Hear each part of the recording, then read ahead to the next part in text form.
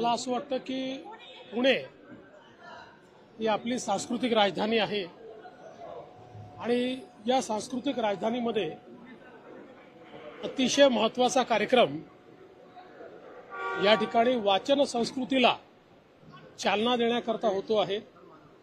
मागील वर्षी देखील या कार्यक्रमाला मी आलो होतो आणि पुणेकरांनी या पुस्तकांच्या प्रदर्शनाला जो प्रचंड प्रतिसाद दिला होता तो खरोखर थक्क करणारा होता आणि म्हणूनच यावेळेस निमंत्रण मिळाल्यानंतर मी निर्णय घेतला की याला आलं पाहिजे आणि म्हणून मला असं वाटतं की सांस्कृतिक राजधानीत अशा प्रकारच्या कार्यक्रमाने सुरुवात होते ही खरोखर मला अतिशय आनंदाची गोष्ट। रिंग रोड सारखे प्रोजेक्ट तुमचे ड्रीम प्रोजेक्ट राहिलेले आहेत, तुम्ही नेहमी करून ते काहींचे उद्घाटन रखडली, पुण्याचा अजेंडा काय असणार तुमच्यासाठी सीएम?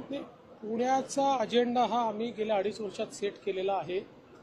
आता त्या अजेंड्याला गती देणं हे महत्वाचं आहे, ती गती आम्ही देऊ। कालपासून दादरच्या हनुमान मंदिराचा मुद्दा आला होता, त्याला आता रेल्वेने सुद्धा स्थगिती दिलेली आहे, मात्र कायमस्वरूपी रद्द करावी अशा पद्धतीची मागणी त्याची करू ना। त्यातनं असं आहे की माननीय न्यायालयाने मागच्या काळामध्ये निर्णय देऊन मंदिरांच्या कॅटेगरी केलेल्या आहेत आणि जुनी मंदिरं जी आहेत ती त्या कॅटेगरीप्रमाणे नियमित करता येतात।